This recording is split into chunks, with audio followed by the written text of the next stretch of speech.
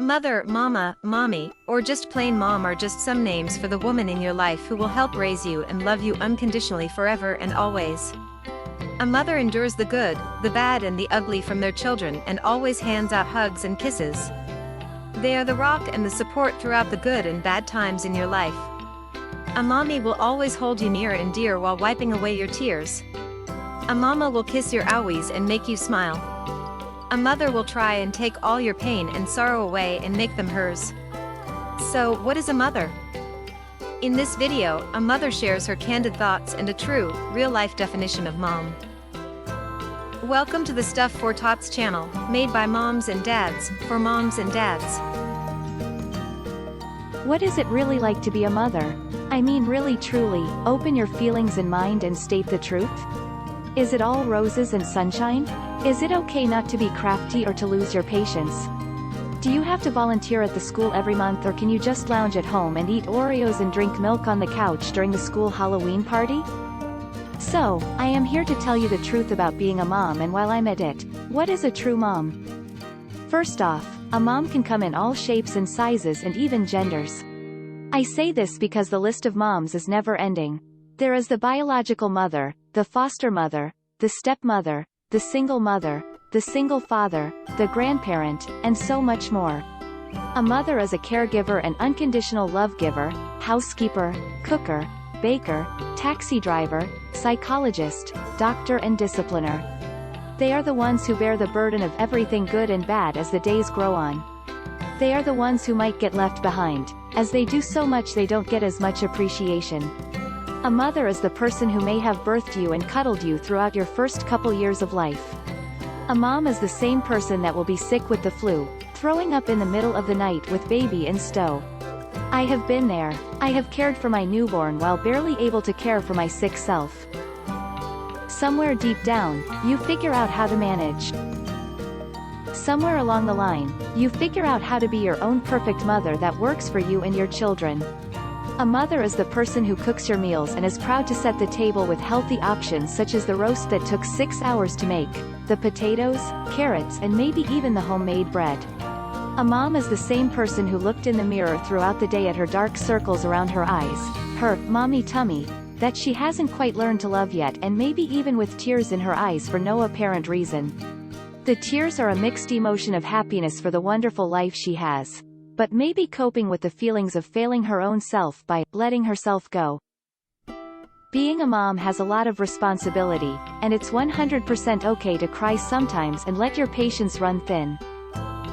You are only human even if your children want you to be their superhero all day every day.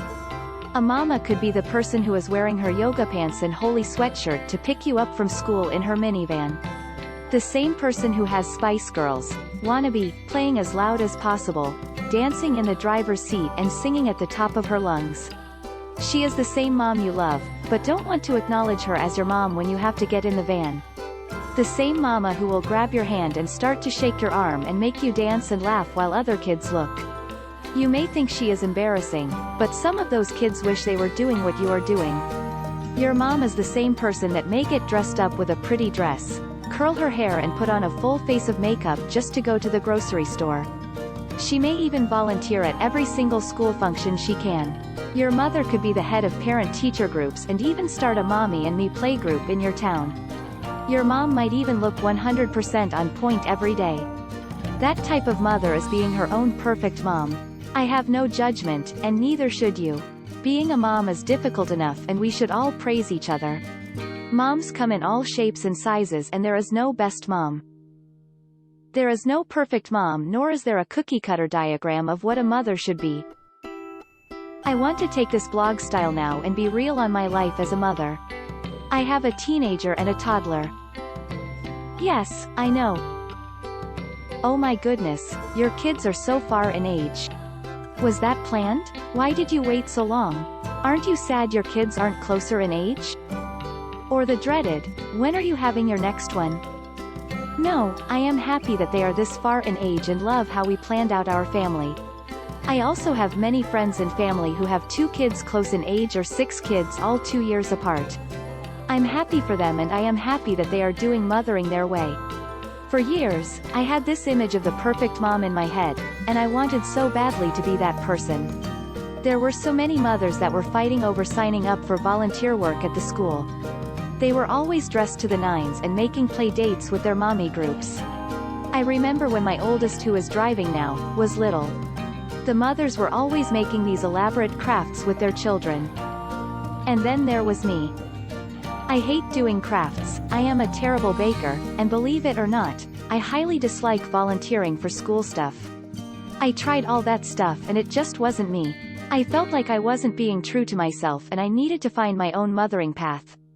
I live in my sweatpants and oversized sweatshirts at home, and I shouldn't lie. I go shopping in the same attire in public. I wear my hair in a messy bun almost every day because, well, I can. I have learned I can be whatever type of mom I want to be, as long as my children are taken care of and are becoming good human beings. Don't get me wrong, I do some crafts, baking, and volunteering because I feel like it's good for the mind and whatnot, but it's not my thing. I am the ADHD mother. I will sit down and grab the Xbox controller and game with my kids. I will start running like a wild woman through the house playing chase. I have even broke my own stuff by throwing a ball in the house. I sometimes give myself a timeout for not following the house rules. I warm up my car in the winter for 45 minutes because I am not allowed to put a winter jacket on my toddler in her car seat. So it only makes sense that I make it 100 degrees in the car and pull it up to the front door while I run outside and toss her, gently of course, into her seat. Meanwhile, I am normally wearing my stained sweatpants, boots, and a sweatshirt while I am shivering in the cold. I'm also the "you should, mom." You know what I mean. You should probably bring a sweatshirt with because it may get cold. You should take an extra pair of socks because mudding in a gravel pit on your three-wheeler may get your feet wet. Yes, I let my children play in the mud and are normally dirty 23 hours of the day. I am also the "doesn't always follow through" mom. What I mean is that my teenager will tell me they are cold and I am looking at them in their t-shirt thinking, didn't I tell him to grab warmer clothes, but I didn't follow through. So what do? I tell him, I'm warm enough and give him my oversized sweatshirt to wear even though I am freezing.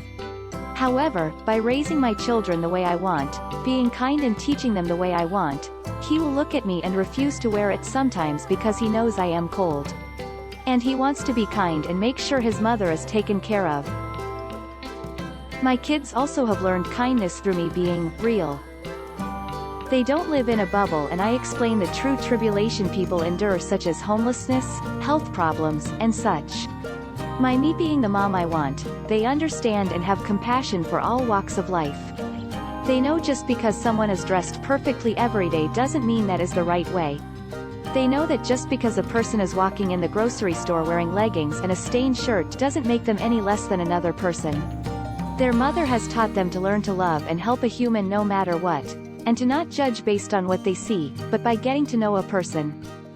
Story time. After having a long day at work and just overall feeling like I am one question away from losing my mind for the day, I walk into my house. My goal is to unwind with a nice glass of milk, wine, whatever we have, and maybe even sit in the tub with candles and some nice music for a bit.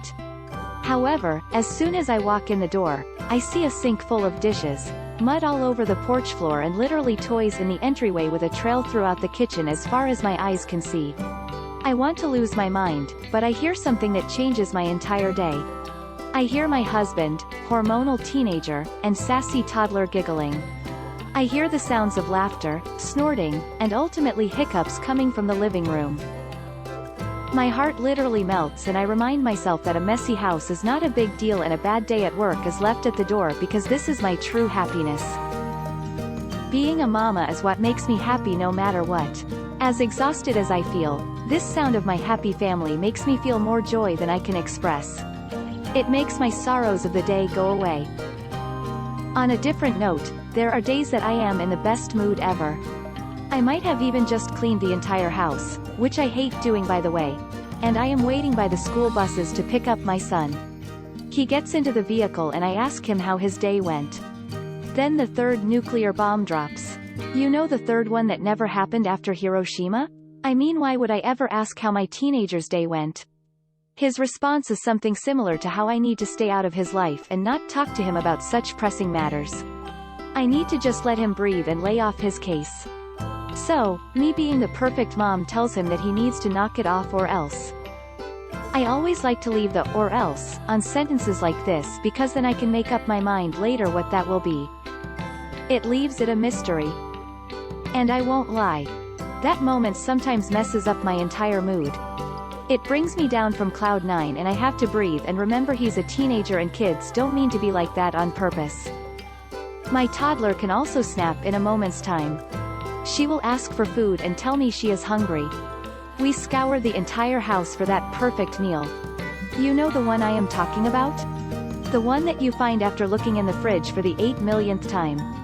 The meal that takes about an hour to make and you really don't like making it. So, I get a small snack of apples or something for little Miss Sassy Pants. I mean my adorable, always perfect toddler while I make this meal. The meal is done, but it's still hot and she won't stop asking me, "Is it ready yet? Is it still hot?" To the point I kind of want to put earplugs in. After it's ready to eat, I make a plate and set it on the table for her. She sits down and says one of two things. "I'm not hungry," or, "I don't like this." I feel so appreciated at this time. It's the job of a mom though, and honestly, I wouldn't trade it for the world because your kids can be the worst to you because they know they can trust you, and that you will always love them. I have found that happy medium on not letting the little things bother me. I have learned that by being my true, real, self and teaching how I want, my children are growing to be amazing people and will continue to thrive. My ways of parenting and being a mom can be unconventional, but it works for us. Secret. I have also let my children go to sleep with food stuck in their hair, play clothes on, and a dirty face because I refuse to wake them up and cause World War III to happen. I can always wash them up in the morning. So, next time you see me walking around with my fly down, hair a mess and kids in tow, don't just think I don't have my stuff together or that I must be overwhelmed. Just say hi and smile. Your way of being a mom isn't the only way. And lastly, being a mother is not a definition you find in a dictionary. It is not watching certain people and assuming that is the perfect definition of a mom.